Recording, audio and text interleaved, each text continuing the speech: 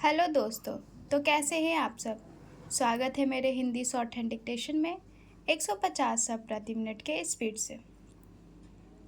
Start. महोदय, यह भी विचार किया गया है कि जो व्यक्ति समाज से काम करता है, चाहे आविष्कार का काम करे चाहे दूसरा कोई काम करे, उसको उस काम में जब तक सफलता नहीं मिल सकती है तब तक कि समाज का सहयोग या समाज ने जो परिश्रम किया है या कुछ आविष्कार किया है उसका उपयोग उसको प्राप्त न हो, उसका उपयोग वह न कर सके।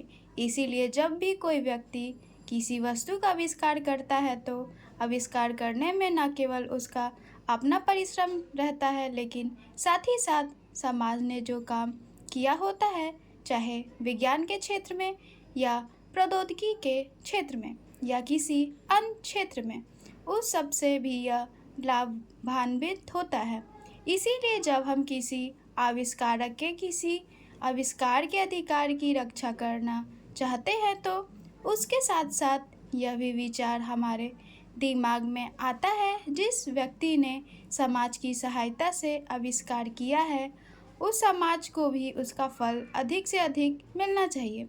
माननीय मंत्री जी ने भी कहा है कि पेटेंट लॉ इस सिद्धांत पर आधारित होना चाहिए। मैं समझता हूँ कि पेटेंट लॉ के पीछे दो सिद्धांत निश्चित हैं। पहला सिद्धांत तो यह है कि जो व्यक्ति परिश्रम करके, धन लगाकर, अपना दिमाग लगाकर के किसी वस्तु का आविष्कार करता है, उसके तथा अपने विचार के लोगों के अधिकारों की जहाँ रक्षा होनी चाहिए, उसके साथ ही साथ जैसा मैंने अभी कहा है कि कोई व्यक्ति समाज में व्यर्थ में काम नहीं करता है, वरन पिछले समाज के लोगों ने जो जो काम किए होते हैं, चाहे विज्ञान के क्षेत्र में या प्रौद्योगिकी के क्षेत्र में या किसी अन्य क्षेत्र में, और जिनके आधार पर वह कोई आविष्कार करता है उसको उसका प्रतिफल तो मिले, लेकिन जो परिणाम हो उसका प्रतिफल समाज को भी मिलना चाहिए।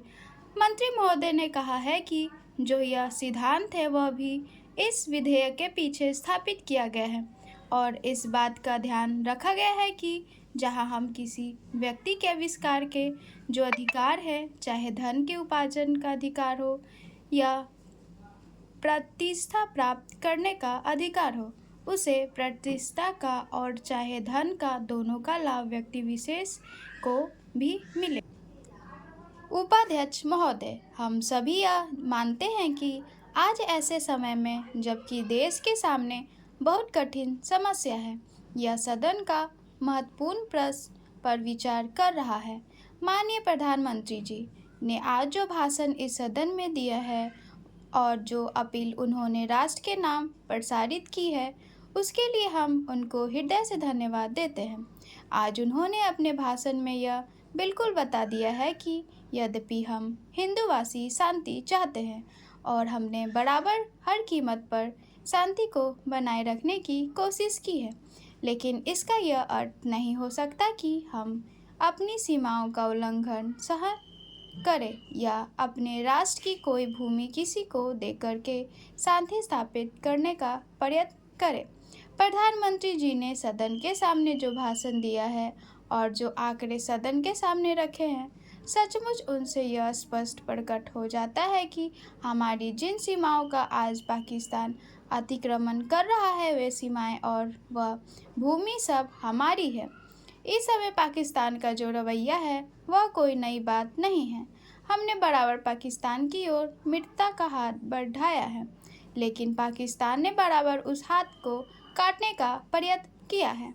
देश के विभाजन के समय से लेकर हमने बराबर हर प्रश्न का, हर विषय को मित्रता से तय करने का प्रयत्न किया है, चाहे पाकिस्तान का रुख किसी भी प्रकार का क्यों न रहा हो। देश के विभाजन के समय हमने पाकिस्तान के साथ में जो समझौता किया उसके अनुसार हमने पाकिस्तान को उसके हिस्से से अधिक दिया। उसके पश्चात भी जब जब कोई प्रश्न हमारे सामने आए, हमने उनको उचित प्रकार से तय करने का प्रयत्न किया। आज भी पाकिस्तान की तरफ हमारा करोड़ों रुपए का कर्ज है, जिसको पाकिस्तान ने आज तक नहीं दिया है, लेकिन फिर भी हमने पाकिस्तान के साथ अच्छा बर्ताव रखा है। आज तक जो रुख पाकिस्तान अपनाता रहा करता है, अगर वही रुख हम भी अपनाते तो नहर के पानी को बंद करके पूरे पाकिस्तान को वीरान कर सकते थे। किंतु हमने ऐसा नहीं किया। एक देश के साथ दूसरे देश के संबंध आपसी सद्भाव और नैतिकता के आधार पर ही स्थापित रह सकते हैं। स्टॉप। तो ये डिक्टेशन आप सबको कैसी लगी मुझे कमेंट में ज़रूर बताएं।